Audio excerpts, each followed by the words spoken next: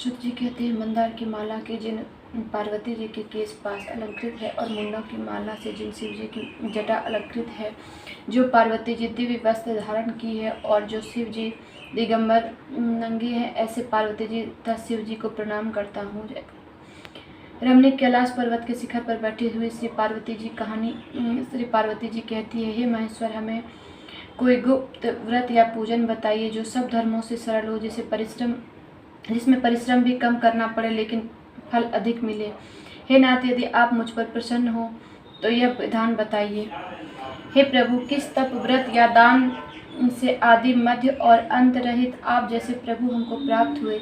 शिव जी बोले, हे देवी सुनो, मैं तुमको एक व्रत जो मेरा सर्वस्व छिपाने योग्य है लेकिन तुम्हारे प्रेम के वशीभूत होकर मैं तुम्हें बतलाता हूँ। शिव जी ने कहा, भारतवर्ष में जैसे नक्षत्रों में चंद्रमा, ग्रहों में सूर्य, वर्णों में ब्राह्मण देवता में विष्णु भगवान, नदियों में गंगा, पुराणों में महाभारत, वेदों में सामवेद, इंद्रियों में मन श्रेष्ठ है, सब पुराणों और वेदों का सर्वस्व जिस तरह कहा गया है, मैं तुम्हें एक प्राचीन व्रत बतलाता हूँ। एकाग्र मन से सुनो।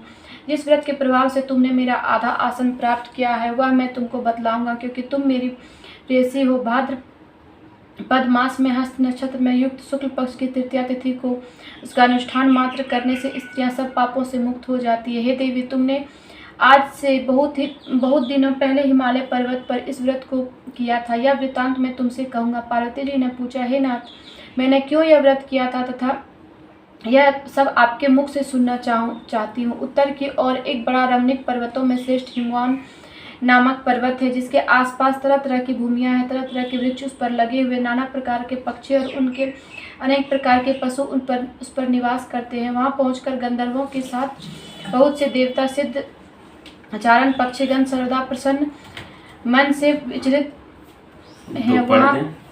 वहाँ पहुंचकर गंधर्व गाते हैं, अप्सराएं नाचती है। उस पर्वतराज के कितने ही शिखर ऐसे हैं जिनमें स्फटिक, रत्न और वेदुर मणि आदि की खानें भरी हैं। यह पर्वत ऊंचा तो इतना अधिक है कि मित्र के घर की तरह समझकर आकाश स्पर्श किए रहता है। उसके समस्त शिखर सदैव हिम बर्फ से आच्छादित रहते हैं और गंगा जल की ध्वनि सदा सुनाई देती है। हे पार्वती, तुम्हें बालकाल में उसी पर्वत पर तपस्या की थी। 12 वर्षों तक तुम उल्टी टंगकर केवल धुआं पीकर 64 वर्षों तक सूखे पत्ते खाकर रही।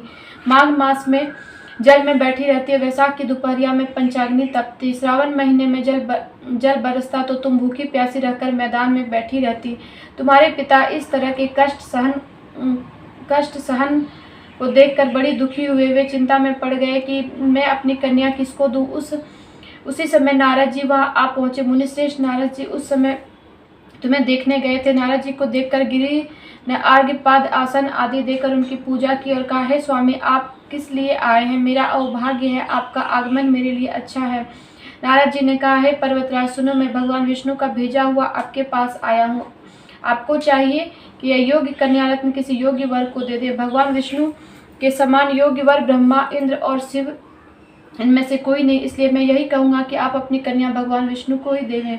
हिमवान ने कहा, भगवान विष्णु स्वयं मेरी कन्या ले रहे हैं और आप यह संदेश लेकर आए हैं तो मैं उन्हें अपनी कन्या दूंगा। हिमवान इतने बात सुनकर मुनि राज नारद आकाश में विलीन हो गए। वे पीताम्बर, शंख, चक्र और गदाधारी भगवान विष्णु के पास पहुंचे। वहां हाथ जोड़कर नारद जी ने भगवान विष्णु से कहा, है सुनिए, मैंने आपका विवाह पक्का कर दिया। उधर हिमवान ने पार्वती के पास जाकर कहा, है पुत्री, मैंने तुम्हें भगवान विष्णु को दे डाली। जब पिता की बात सुनकर तुम बिना उत्तर दिए अपनी सखी के घर चली गई। जमीन पर पड़कर तुम बड़ी दुखी होती हुई विलाप करने लगी। तुमको इस प्रकार विलाप करते हुए देखकर सखी बोली, तुम क्यों इतनी दुखी हो? इसका कारण बताओ। तुम्हारी जो कुछ इच्छा होगी मैं यथाशक्ति उसको पूरा करने की चेष्टा करूंगी, इसमें कोई संशय नहीं। पार्वती बोली, मेरी जो कुछ अभिलाषा है उसे तुम प्रेम पूर्वक सुनो। मैं एकमात्र शिवजी को अपना पति बनाना चाहती हूँ, उसमें कुछ भी संशय नहीं है। मेरे इस विचार को पिताजी ने ठुकरा दिया, इससे मैं अपने शरीर को त्याग दूंगी। पार्वती की इस बात को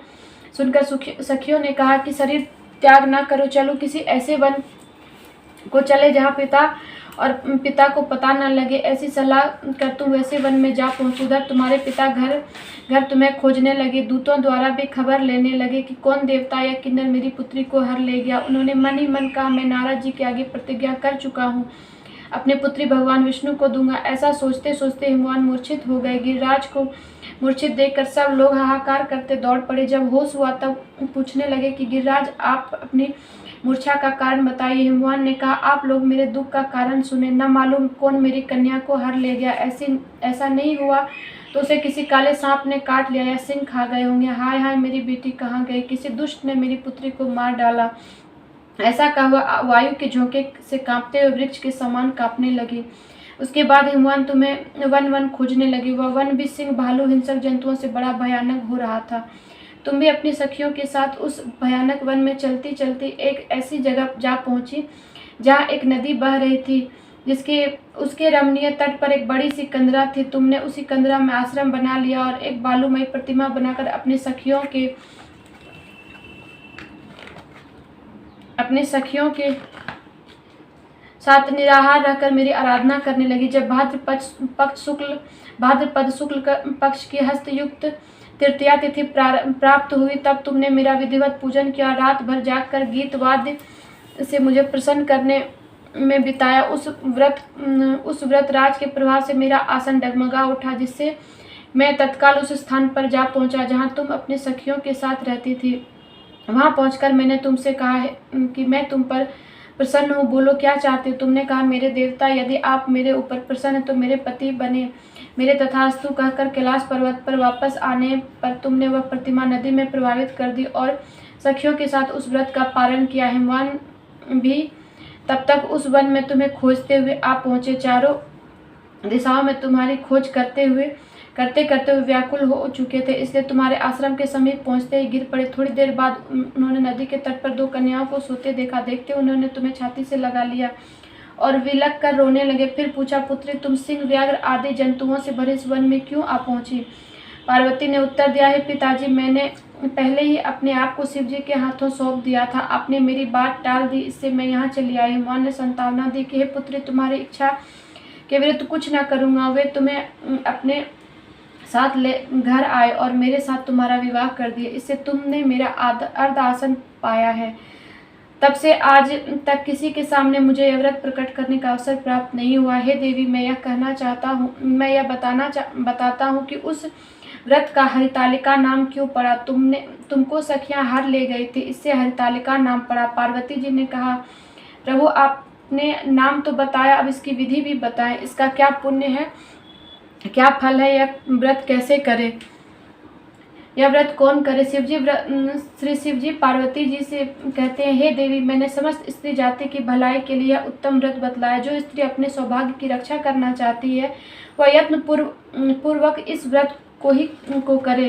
केले के खंभे आदि से सुशोभित एक सुंदर मंडप बनाओ। इसमें रंग बिरंग के रेशमी कपड़ों के चंदोवा लगाकर चंदन आदि सुगंधित द्रव्यों से वह मंडप लिपवाए। फिर शंख, भेरी, मृदंग आदि बाजे बजाते हुए बहुत से लोग एकत्रित होकर तरह तरह के मंगलाचार करते हुए उस मंडप में पार्वती जी तथा शिव जी की प्रतिमा स्थापित करें। उस रोज दिन भर उपवास कर सुबह से सुगंधित फूल, सुगंध और मनोहर धूप, नाना प्रकार के नैवेद्य आदि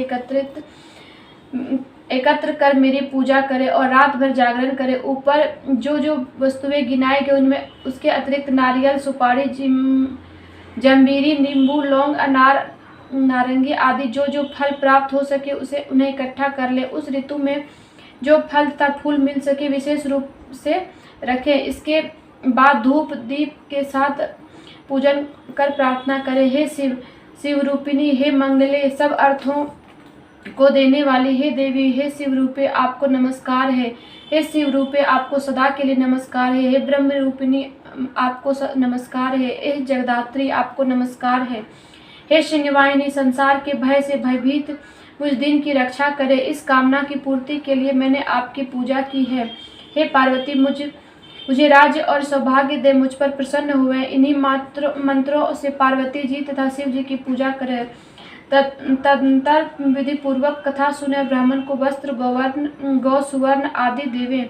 इस तरह एकत्रित होकर, एक चित्त होकर स्त्री पुरुष दोनों एक साथ पूजन करें। फिर वस्त्र आदि जो कुछ हो उसका संकल्प करे। हे देवी, जो स्त्री इस प्रकार पूजन करती है सब पापों से छूट जाती है, उसे 7 जन्म तक सुख तथा सौभाग्य प्राप्त होता है। जो स्त्री तृतीया का व्रत न कर अन्न भक्षण करती है तो वह 7 जन्म तक बंध्य रहती है और उसको बार बार विधवा होना पड़ता है। वह सदा दरिद्र पुत्र, शोक से शोकाकुल स्वभाव की, लड़ाकी, सदा दुख भोगने वाली होती है और उपवास न करने वाली स्त्री अंत में घोर नरक में जाती है। मांसाहार करने से बाघिनी, दही खाने से बिल्ली, मिठाई खाने से चींटी और कुछ खाने से मक्खी होती है।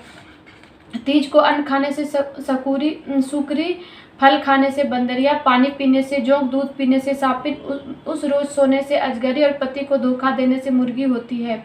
इसलिए सभी स्त्रियां व्रत अवश्य करें। दूसरे दिन सुवर्ण, चांदी, तांबा अथवा बांस के पात्र में अन्न भरकर ब्राह्मण को दान दें और पारण करें। जो स्त्री इस प्रकार व्रत करती है और मेरे समान पति पाती है और जब वह मरने लगती है तो तुम्हारे समान उसका रूप हो जाता है। उसे सब प्रकार के सांसारिक भोग और सायुज्य मुक्ति मिल जाती है। इस हरितालिका की व्रत कथा मात्र सुन लेने से प्राणी को 1000 अश्वमेध और सैकड़ों वाजपेयी यज्ञ करने का फल प्राप्त होता है। हे देवी, मैंने यह सब व्रतों में उत्तम व्रत बतलाया जिसके करने से प्राणी सब पापों से छूट जाता है। इसमें कुछ भी संशय नहीं है। जय भोलेनाथ। माता पार्वती का जय।